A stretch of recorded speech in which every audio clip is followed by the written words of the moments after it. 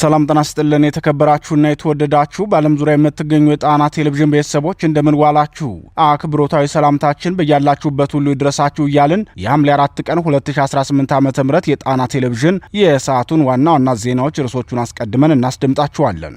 በቅድሚያም በሸዋ ጠቅላይ ግዛት መንዝና መራቤቴ አውራጃ የተካሄዱ ውጊያዎችን ተከትሎ የአማራ ፋኖ ብሔራዊ ንቅናቄ ሸዋ ጠቅላይ ግዛት አሳምነው ሕዝብ በተጋድሎ የሚልሻ አዛዥና የኮማንዶ መሪውን መምታቱን የገለጸበትን የውጊያ ውጤት እና ዝርዝር መረጃ በቀዳሚነት ይደመጣል። በመቀጠልም የጎንደር ጠቅላይ ግዛት በላይዝ 204ኛ አስቻለው ደሴ ኮር ጄኔራል ፈንታ በላይ ክፍለ ጦር የ12ኛ ክፍል የማህበራዊ ሳይንስ ተማሪዎችን ወደ ደብረ ታቦር ዩኒቨርሲቲ በማጀብ ያከናወነውን ህዝባዊ ኃላፊነት የሚመለከት ዘገባ ይዘነዋል።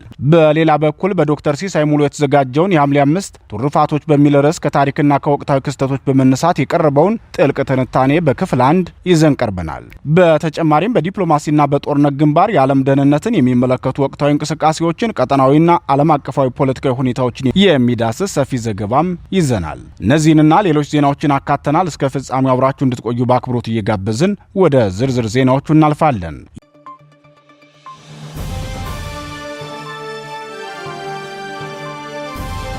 የሚልሻ አዛዡና ኮማንዶ መሪው በፋኖ ተመቱ። የአማራ ፋኖ ብሔራዊ ንቅናቄ ሸዋ ጠቅላይ ግዛት አሳምነው ሕዝብ በሸዋ ጠቅላይ ግዛት መንዝና መራቤቴ አውራጃ ታላቅ ተጋድሎ በማድረግ ጀብድ ሰርቷል። የሸዋ ጠቅላይ ግዛት አሳምነው ሕዝብ ግንኙነት መምሪያ አርበኛ ከበር ስመኘው ተጋድሎን አስመልክቶ ለጣና ቴሌቪዥን እንደገለጸው በሁለቱ ግንባሮች ሰራዊታችን ልዩ ተጋድሎ በማድረግ በጠላት ላይ የበላይነትን ወስዷል ሲል ተናግሯል። የሸዋ ጠቅላይ ግዛት አሳምነው ሕዝብ አጼ አምደ ጽዮን ኮር አጼ ምኒልክ ክፍለ ጦር በመንዝ ማማ ክላስተር ሞላሌ ከተማ በብልጽ ግና ሰራዊት ላይ በተሰነዘረ ድንገተኛ ጥቃት የወረዳው የሚልሻ ጽፈት ቤት ኃላፊና የ100 መሪ ላይ እርምጃ ወስዷል። ሌሊቱን የአጼ ምኒልክ ክፍለ ጦር ቃኞች ወደ ሞላሌ ከተማ በመግባት በወሰዱት የማያዳግም እርምጃ የሚልሻ 100 መሪ የነበሩትን ኃይሉ ከፈለውን ነው እርምጃ የወሰደባቸው። ከአቶ ኃይሉ በተጨማሪም ሌሎች የጥምር ጦሩ አባላትም እርምጃ ተወስዶባቸዋል። ከዚህ በተጨማሪም በዚሁ ቀጠና የአካባቢውን አርሶ አደር የቤት እንስሳት ዘረፈው በመሸሽ ላይ በነበሩ የሚልሻ አባላት ላይ የአባት አርበኞች ጦር በወሰዱት አጸፋዊ እርምጃ የመንዝ ማማ ወረዳ የሚልሻ ጽፈት ቤት ኃላፊ አቶ ሽላ በለውና ሌሎች የሚልሻ አባላትም እርምጃ ሲወሰድባቸው ጉዳት የደረሰባቸው የሥርዓቱ ሰራዊት አባላት በሞለሌ ሆስፒታል ገብተው ሕክምና እየተደረገላቸው መሆኑን የደረሰን መረጃ ያመላክታል። በሌላ የዚሁ ግንባር ተጋድሎ ሸዋ ጠቅላይ ግዛት አሳምነው አጼ ዘራ ያዕቆብ አንደኛ ኮር ናዳው ክፍለ ጦር በመራቤቴ አውራጃ በታሪካዊቷ የኮላሽ ተራራማና በዓለም ከተማ ዙሪያ ሰፍሮ በነበረ የብልጽግና ሰራዊት ላይ መብረቃዊ ጥቃት በመክፈት ታላቅ ጀብዱ መስራቱን የዙ ህዝብ ግንኙነት መምሪያ ተናግሯል። የህዝብ ግንኙነት መምሪያው አክሎም ከሌሊቱ 10 ሰዓት ጀምሮ በላይ ቤት ኮላሽ ተራራ የገባው የናዳው ክፍለ ጦር ሻለቃ ኃይል የጠላትን የቁም ምሽግ ሙሉ በሙሉ በመበተን አካባቢውን በቁጥጥር ስር አድርጓል። በተጨማሪም በዞማ ዙሪያና ከዓለም ከተማ መውጫ በአካያ መስክ ላይ የሰፈረውን የጠላት ኃይል ሌሎች የክፍለ ጦሩ ሻለቃዎች በቅንጅት በተደረገ የጨበጣ ውጊያ የጠላት ኃይል ክፉኛ ተመቷል። በዚህ አስደናቂ ውጊያ አንድ ሙሉ የሥርዓቱን ኃይል የጫነ ኦራል ልዩ ስሙ ዘይታ በተባለ ቀበሌ ተመቶ ከጫነው የሰው ኃይል ጋር ሙሉ በሙሉ ወድሟል በማለት ገልጿል። የብልጽግናው ኃይል በኮላሽ ተራራማ ቦታ ከአመራሮቹ ጋር ሙሉ በሙሉ በሚባል ደረጃ ከጥቅም ውጭ ሲሆን 3 የኮማንዶ አባላት በፋኖ ቁጥጥር ስር ገብተዋል። 1 ብሬን፣ 7 ክላሽንኮቭ፣ 7 መውዜርና 2 ወታደራዊ መገናኛ ሬዲዮን ጨምሮ በርካታ ወታደራዊ ቁሳቁሶች በፋኖ እጅ ገብተዋል።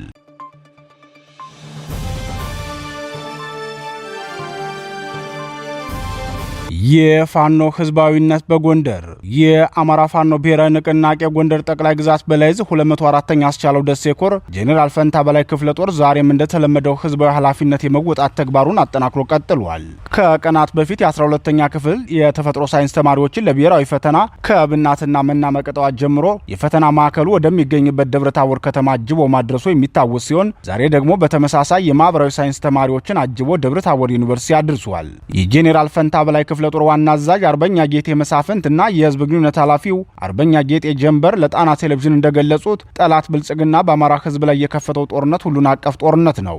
ይህም ሲባል የኢኮኖሚ ጦርነት፣ የማህበራዊ ቀውስ ጦርነት፣ የህይወት ጦርነት፣ የማፈናቀል ጦርነት፣ እንደ ህዝብ ጠቅላላ ድምሰሳ፣ ብሔር ተኮር ጦርነትና የሃይማኖት ጦርነት ነው። በዚህ ውስጥ ትውልድን የማምከንና ወደ ኋላ የማስቀረት እጅግ ክፉ ዓላማ ያነገበ ተልዕኮ የያዘ ጦርነት እንደከፈተብን እናውቃለን ሲሉ ገልጸዋል። በዚህ መንገድ ሁሉን አቀፍና መልከ ብዙ ጦርነት ጦርነት የተከፈተበት የአማራ ህዝብ በተለይም በፋኖ ልጆቹ በርቱ ክንድ ከሚያደርገው ህልውናን የማስቀጠል ተጋድሎ በተጨማሪም የህዝብን ክብርና ጥቅም የማስከበር ተጋድሎንም አጠናክሮ ቀጥሏል። አብዛኞቹ ታዳጊዎች ህጻናትና በጉልበታቸው ሰርተው የሚያድሩ አማራዎችን በብሔር ማንነታቸው ብቻ እንዲገደሉ ያደረገው ስርዓት ያደረሰውን ግፍና በደል በሚገባው መጠን ለማውገዝ ከአለመጮህና ካለመኮነን የበለጠ ህዝባዊ ህመም የለም ሲሉ የሚናገሩት አርበኞቹ ሲቀጥሉም ጠላት ብልጽግና ያደረሰው ሁሉን አቀፍ ውድመት አልበቃው ብሎ ጭራሽ ትውልድን የበለጠ በቁም ለመቅበር ትምህርት ቤቶችን ምሽግ አድርጎ ከረመ። በድሮንና በሞርተር ደበደበ። እድሜያቸው ለውትድርና ያልደረሱ ተማሪዎችን የቁመታቸውን ከፍ ማለትን መሰረት አድርጎ አስገዳጅ ውትድርና መለመላቸው። ሴቶችን በራሱ ጨካኝ ሰራዊት አስገድዶ አስደፈረ። ይህን ሁሉ ግፍ የአማራ ህዝብና የአማራ ፋኖ በቅንጅት በጽናት ስንታገል ቆይተናል። በጽናት በምናደርገው ተጋድሏችንም የነገውን የአማራን ህዝብ ጣፈንታ ለመወሰን በጦርነት መሃል ላይ ብንሆንም እኛ ዛሬ እየሞትን ተተኪው ትውልድ እንዲያድግ እና ቀጣይ ትውልድን እንዲረከብ ስንል ኃላፊነቱን ወስደን ጥበቃና ከለላ በማድረግ ተፈታኝ ወንድም እህቶቻችንን አጅበን ለፈተና አብቅተናል ሲሉ ገልጸዋል። አርበኛ ጌጤ መሳፍንትና አርበኛ ጌጤ ጀንበር ሐሳባቸውን ሲቀጥሉም በዛሬው ዕለት ማለትም ሐምሌ 4 ቀን 2018 ዓ.ም የ12ኛ ክፍል የማህበራዊ ሳይንስ ተማሪ ወንድም እህቶቻችን ደህንነታቸው በተጠበቀ መልኩ ጀብ አድርገን በመሸኘት ሰኔ 29 ቀን 2018 ዓ.ም የሸኘናቸውን የተፈጥሮ ሳይንስ ተማሪዎችን ደግሞ ተቀብለን ወደ ወረዳው እጀባ አድርገን ቤተሰቦቻቸውን እንዲቀላቀሉ አድርገናል ብለዋል። በአማራ ፋኖ እጀባ ተደርጎላቸው ፈተናቸውን አጠናቀው ወደ አካባቢያቸው የተመለሱ የተፈጥሮ ሳይንስ ተማሪዎች አስተያየታቸውን ሲሰጡም እውነቱን ለመናገር ወደ ፈተና ስንሄድ የመጀመሪያችንም ስለሆነ ፋኖ ሌባ፣ ዘራፊ፣ ገዳይና ቀማኛ ነው እያሉ ሲያስፈራሩን ስለነበረ ሰግተን ነበር። አሁን ግን በአይናችን ስናይ ፋኖ ለአማራ ህዝብ ሲል ህይወቱን የሚከፍል የህዝብ ታጋይ መሆኑን አረጋግጠናል በማለት ምስክርነታቸውን ሰጥተዋል።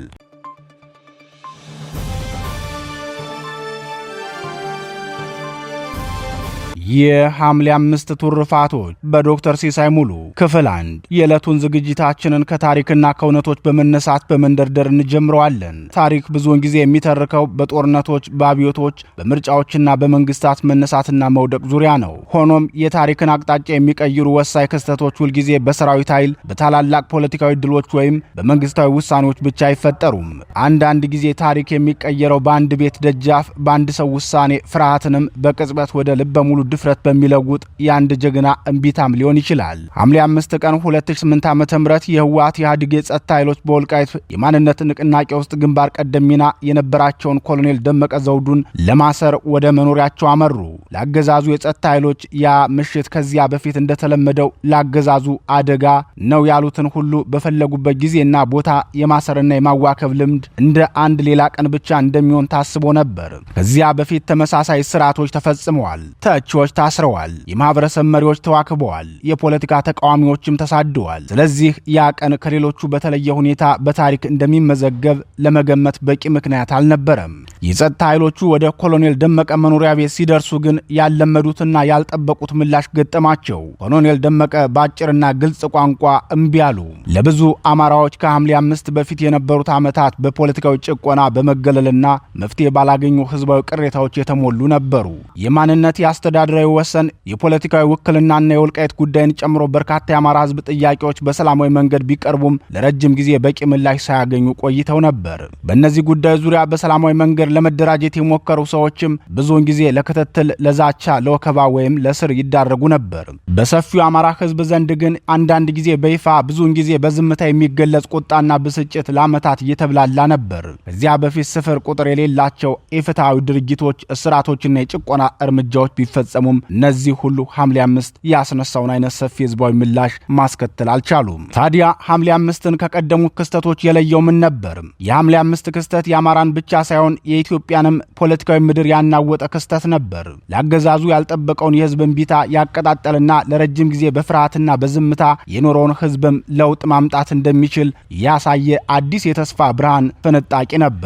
የሐምሌ 5 ትርጉም ከአንድ ሰው እንቢታ በላይ የዘለለ ነው። ክስተቱ ፖለቲካዊ ንቅናቄዎች እንዴት እንደሚወለዱ፣ የጋራ ድፍረት ህዝባዊ ፍርሃትን እንዴት እንደሚሰብርና ተራ ዜጎች እንዴት የታሪክ ንቁ ተሳታፊዎች እንደሚሆኑ የሚያሳይ ወሳኝ ምሳሌ ነው። ይህ ጽሑፍ የሐምሌ 5 እውነተኛ ቅርስነት ከታሪካዊ ክብሩ በላይ እንደሚዘልቅ ይሞግታል። በዚህም መሰረት የጋራ እርምጃ እንዴት እንደሚወለድ፣ ፖለቲካዊ ንቃተ ህሊና እንዴት እንደሚዳብርና ድፍረትና መስዋዕትነት ወደ ዘላቂ ፖለቲካዊ ውጤት ለመለወጥ ምን እንደሚያስፈልግ ይመረምራል።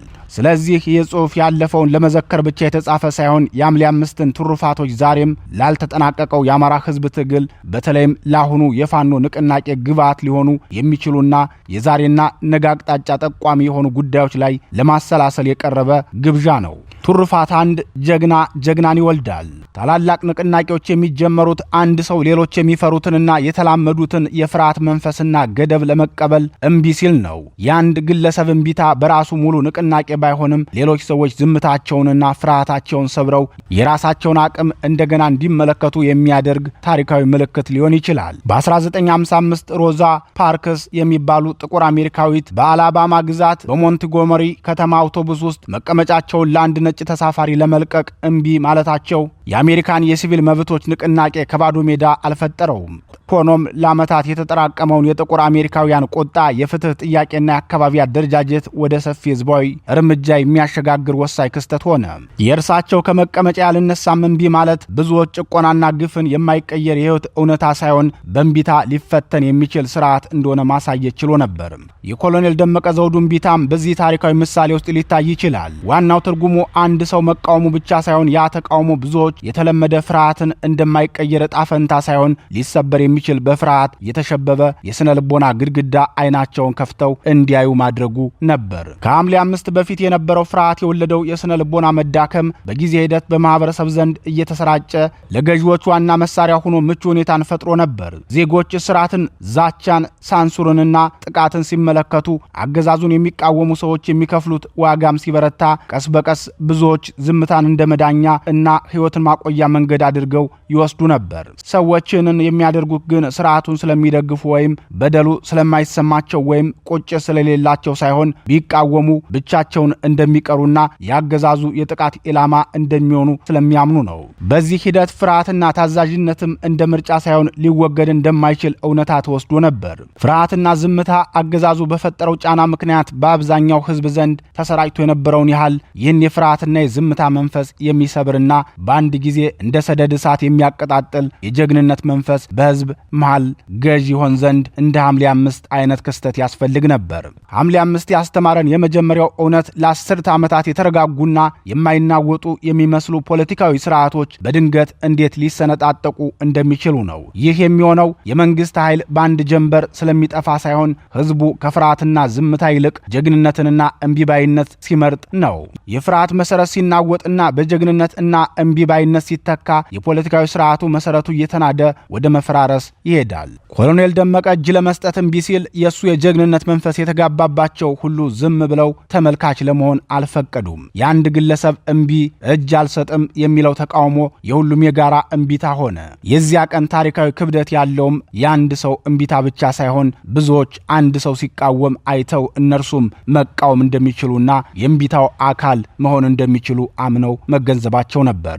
የፖለቲካ ስነ ልቦና ተመራማሪዎችን ክስተት የጋራ ብቃት እምነት ኮሌክቲቭ ሰልፍ ኤፊሽንሲ ብለው ይገልጹታል። ይህም ተራ ሰዎች በጋራ ሲንቀሳቀሱ በክስተቶች አቅጣጫ ላይ ተጽዕኖ ማሳደር እንደሚችሉ የሚኖራቸው የጋራ እምነት ነው። በአሜሪካ የሲቪል መብቶች ንቅናቄ የተጀመረው ሚሊዮኖች በአንድ ቀን ፍርሃታቸውን ጥለው ስለተነሱ አልነበረም። ይህንን እውነታ ታሪክ በተደጋጋሚ አረጋግጦታል። በ1955 ዓ.ም ሮዛ ፓርክስ በሞንትጎመሪ አውቶቡስ ውስጥ መቀመጫዋን ለአንድ ነጭ ተሳፋሪ ለመልቀቅ እምቢ ማለቷ ብቻውን የአሜሪካን የሲቪል መብቶች ንቅናቄ ባይፈጥርም ለረጅም ጊዜ በጥቁሮች ማህበረሰብ ውስጥ የተጠራቅሞ የነበረውን የፍትህ ጥያቄ ወደ ሰፊ ህዝባዊ እንቅስቃሴ የለወጠ ወሳኝ ቅጽበት ነበር። አንዲት ሴት ያሳየችው እምቢተኝነት ብዙዎች በውስጣቸው አምቀው የኖሩትን ፍርሃት እንዲሰብሩና የጋራ ትግል እንዲጀምሩ አነሳሳቸው። በተመሳሳይ መልኩ በደቡብ አፍሪካ የጸረ አፓርታይድ ትግልም በአንድ ቀን የተፈጠረ አልነበረም።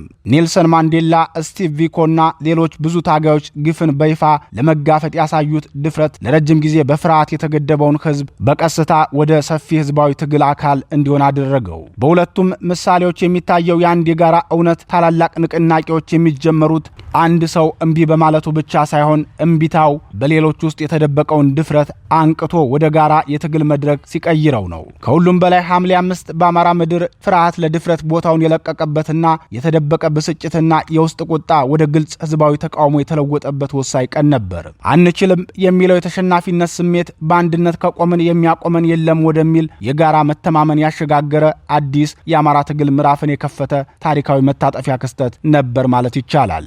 ትሩፋት 2 የጋራ ዓላማ ከጋራ ማንነት በላይ ኃይል አለው። ዜጎች በአንድነት ለመቆም ከጋራ ማንነት ከማንነታቸው ባሻገር የሚያስተሳስራቸው የጋራ ስጋት፣ የጋራ ጥያቄና የጋራ ዓላማ ሲኖራቸው ነው። የጋራ ታሪክና ባህል የአንድነት ስሜትን ሊፈጥሩ ቢችሉም ያንን ስሜት ወደ ፖለቲካዊ እርምጃ የሚለውጠው ግን በጋራ ችግር ላይ የተገነባ ግልጽ የጋራ ዓላማ ነው። የሐምሌ 5 ክስተት በአንድ የማህበረሰብ መሪና በአንድ አምባገነን መንግስት መካከል የተፈጠረ ግጭት ብቻ ሆኖ ለምን እንዳልቀረ ለመረዳት ወሳኝ ነው። ክስተቱ ኮሎኔል ደመቀ ዘውዱን ለማሰር የተደረገ ሙከራ ብቻ ተደርጎ ቢታይ ኑሮ ትርጉሙ በዚያ ቀን ውጤት ላይ ተወስኖ ይቀር ነበር። አብዛኛው የአማራ ህዝብ ግን የስር ሙከራውን ከአንድ ግለሰብ ጣፈንታ በላይ እንደሚዘልቅ ጉዳይ አድርጎ በመውሰዱ ጥቃቱም ህዝብ ላይ የተቃጣ ጥቃት እንዲሆን አድርጎታል። በአማራ ህዝብ እይታ የሐምሌ 5 ክስተት የህዝቡን የወደፊት ህልውናውን ከሚወስኑ ሰፋፊ ጥያቄዎች ጋር የተገናኘ ነበር። ስለዚህ በዚያ ምሽት የተፈጠረው ሁኔታ ከአንድ ሰው ጣፈንታ በላይ የሆኑ የህዝብ ስጋቶችንና ተስፋዎችን የሚወክል አንኳር ጉዳይ ሆኖ ተከሰተ። ኮሎኔል ደመቀ ዘውዱም ታሪካዊ ክብደት ያገኙት በግለሰባዊ ማንነታቸው ብቻ ሳይሆን በወከሉት የህዝብ ጥያቄና የሐምሌ 5 ዋና ተዋናኝ በመሆናቸው ምክንያት ነው። በታሪክ ውስጥ ግለሰቦች ብዙውን ጊዜ ንቅናቄዎች ማዕከል የሚሆኑት ሰፊ የህዝብ ምኞቶቹን ወይም ቅሬታዎችን ስለሚወክሉ ነው። የግል ታሪካቸው ከሰፊው የህዝብ ተሞክሮ ጋር ሲያያዝ እነርሱን መከላከል አንድን መርህ ከመከላከል ጋር ይተሳሰራል። እንዲህ አይነት የታሪክ ጥፋት ላይ ዋና ተዋናይ የሆኑ ግለሰቦችም ከግለሰብነት በላይ ሆነው ለዓመታት የተጠራቀመ የህዝብ ተስፋዎች፣ ቁጣ፣ ስጋትና ጥያቄዎችን የሚወክሉ ሕያው ምልክቶች ይሆናሉ። የትግል ምልክቶች የሆኑ ግለሰቦች በፖለቲካ ውስጥ ሚዛን የሚደፋ ኃይል ያላቸው ለዚህ ነው። የትግል ምልክት የሆኑ ግለሰቦች ውስብስብ ፖለቲካዊ ጥያቄዎችን ተራ ዜጎች ሊገነቧቸውና ሊያስቡባቸው ወደሚችሉ ተጨባጭ ክስተቶች የመለወጥ አቅም አላቸው። ተራ ዜጎች ሁልጊዜ ውስብስብ የህገ መንግስት አንቀጾችን ወይም ውስብስብ አስተዳደራዊ ወሰኖችን በቀጥታ ስለማይረዱ እነዚያን ጥልቅ ጉዳዮች ተራው ህዝብ ሊረዳው ወደሚችለው ተጨባጭ ክስተቶችን መቀየር ህዝብ የትግሉ አካል ለማድረግ ይረዳል። እንደ ሐምሌ 5 አይነት በይፋ የሆነ ክስተት ለብዙ ዓመታት በተናጠል የተገለጹ ቅሬታዎችን ወደ አንድ የጋራ ህዝባዊ ትርክት ማሰባሰብ ችሏል። እስከ ሐምሌ 5 ድረስ ብዙ አማራዎች ስለ ማንነት፣ ስለ ፖለቲካዊ ውክልናና ስለ ወልቃይት የወደፊት ሁኔታ ለዓመታት ቢወያዩም የወልቃይት ጉዳይ የሁሉም አማራ ጉዳይ ሆኖ ትግሉን ማቀጣጠል የቻለው ግን የስር ሙከራው ከተደረገ ማግስት ጀምሮ ነው። በሐምሌ 5 ምክንያት አዲስ ቅሬታ ወይም በደል ስለተፈጠረ ሳይሆን ለበደልና ለቅሬታው ኮሎኔል ደመቀ የሰጠው ምላሽ ከዛ በፊት የቆዩ ነባር ቅሬታዎችን ምላሽ ለመስጠት ለሁሉም ህዝብ የጋራ መሰባሰቢያ የሚሆን አንድ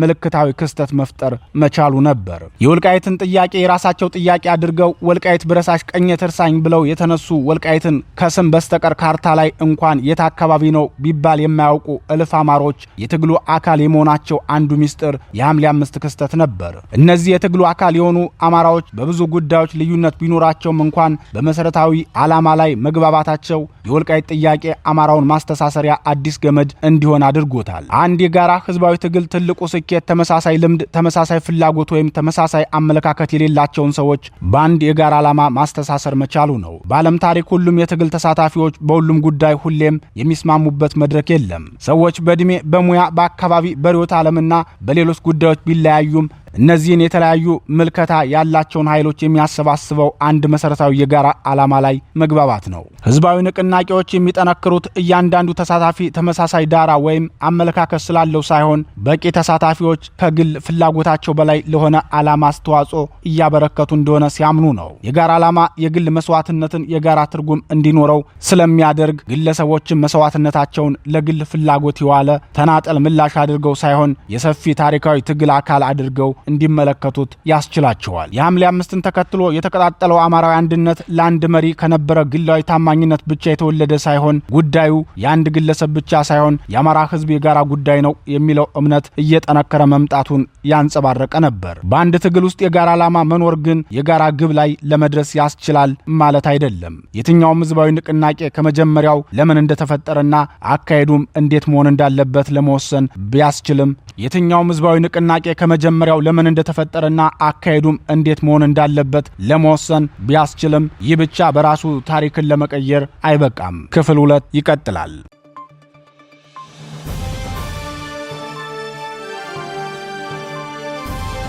የዓለም ደህንነት በዲፕሎማሲና በጦርነት ግንባር የኔቶ ወታደራዊ ጉባኤና የኢራን አደገኛ የባህር ላይ እርምጃዎች ቀጥለዋል። ፕሬዝዳንት ዶናልድ ትራምፕ ዘለንስኪን ሰርፕራይዝ ሲያደርጉ፣ ቱርክ ደግሞ ለኔቶ አባል ሀገራት ሽጉጥ መሸለሟ መነጋገሪያ ሆኗል። በዓለማችን ላይ በአንድ ጊዜ የተከናወኑ ያሉ የጦርነትና የዲፕሎማሲ የጂኦፖለቲካ ሁኔታዎች እያነጋገሩ ነው።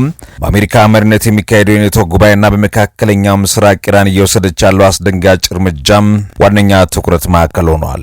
የኢራን ቁጣና የሆርሙዝ የባህር ወሽመጥ ተባብሶ በቀጠለበት በዚህ ሰዓት ኢራን በታሪኳ ረዘም ላለ ጊዜ ያገለገሉ መሪዎቿን በከፍተኛ ቁጣና በቀል ስሜት እየቀበረች ባለችበት በአሁኑ ወቅት ሀገሪቱ ኃይሏን በተግባር እያሳየች ትገኛለች። ፕሬዝዳንት ዶናልድ ትራምፕ በኔቶ ጉባኤ ላይ ለመታደም አውሮፓ በደረሱበት ወሳኝ ሰዓት ኢራን በስትራቴጂካዊ የሆርሙዝ የባህር ወሽመጥ አቅራቢያ 3 መርከቦች ላይ ጥቃት መፈጸሟን ሲኤንኤን ዘግቧል። ይህን እርምጃ ዓለም አቀፍ የነዳጅ አቅርቦት ደህንነት በቀጥታ አደጋ ላይ የሚጥል ሲሆን ቴህራን በቀጠናው ያላትን ወታደራዊ የበላይነትና ጫና ፈጣሪነት ለማሳየት የተጠቀመችበት አደገኛ ካርድም ነው ተብሏል። በአንድ በኩል ወታደራዊ ጥቃት እየፈጸመች የምትገኘው ኢራን፣ በሌላ በኩል ደግሞ የውጭ ጉዳይ ሚኒስትሯ ወደ ኦማን በመላክ ስለ ሆርሙዝ የባህር ወሽመጥ ደህንነት ለመምከር ማቅናታቸውን የሀገሪቱን ድርብ ስትራቴጂ ዲፕሎማሲና ጫናን አጣምሮ የመጠቀም አካሄድ በግልጽ እያሳየች ነው ተብሏል። ሲኤንኤን በሰፊው እንዳስነበበው ከሆነ ከኢራን ጋር የነበረው የተኩስ አቁም ስምምነት በከፍተኛ አደጋ ላይ የተንጠለጠለ ሲሆን አሜሪካ በእርግጥ በኢራን ላይ ወሳኝና የመጨረሻ ወታደራዊ እርምጃ ለመውሰድ አቅምም ሆነ የፖለቲካ ፍላጎት አላት ወይ የሚለው ጉዳይ ደግሞ የብዙዎች ጥያቄ ሆኗል። ይህ የመካከለኛው ምስራቅ ውጥረት እያየለ ባለበት ሰዓት የኔቶ አባል ሀገራት መሪዎች ስብሰባ ደግሞ በአውሮፓ እየተካሄደ ይገኛል። በጉባኤው ላይ ዶናልድ ትራምፕ የዩክሬን ፕሬዝዳንት ቮሎዲሚር ዘለንስኪ በይፋ የፔትሮይት አየር መከላከያ ሚሳኤል እንደሚሰጧቸው ቃል በመግባት አስገርመዋቸዋል።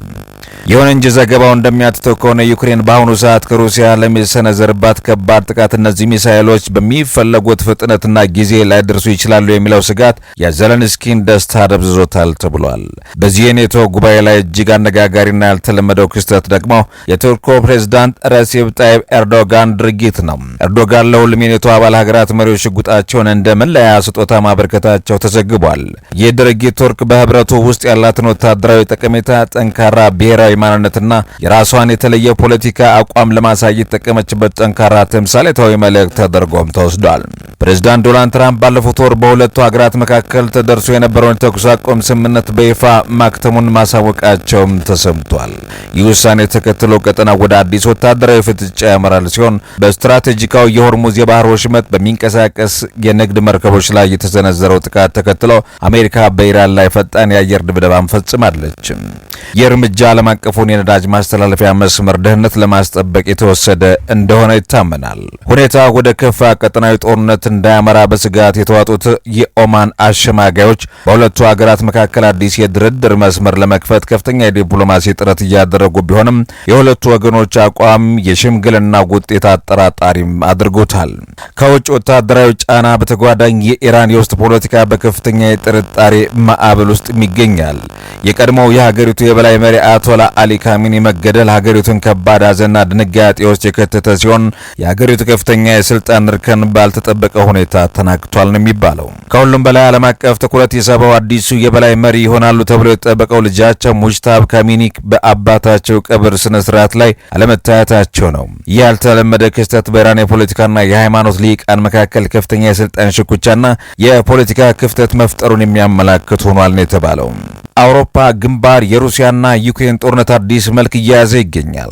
ጦርነቱ አውድ ከግንባር ውጊያ ወደ ኢኮኖሚ አሻጥር የተሸጋገረ ሲሆን ዩክሬን ጦርነቱን ወደ ሩሲያ ግዛት በማስፋት በነዳጅ ማጣሪያዎችና ስትራቴጂካዊ የወደብ መሰረተ ልማቶች ላይ ተከታታይና ኢላማውን የጠበቀ የድሮን ጥቃት ፈጽማለች። ይህ እርምጃ የሩሲያን ኢኮኖሚ ሎጂስቲክ አቅም ለማዳከም ያለመ ስትራቴጂክ ነው ተብሏል።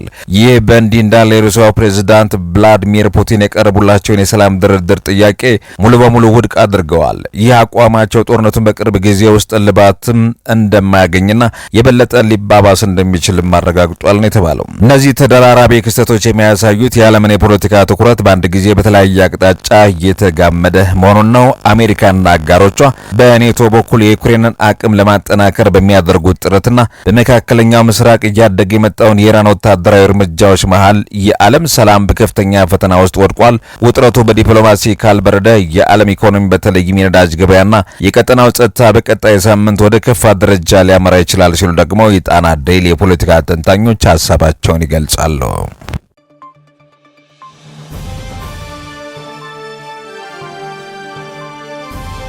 የተወደዳችሁና የተከበራችሁ የጣና ቴሌቪዥን አድማጭ ተመልካቾቻችን የሰዓቱ ዜናችን የተከታተላችሁትን ይመስል ነበር። ምርጫችሁ ስለምታደርጉን ከልብ እናመሰግናለን። ጤና ይስጥልን።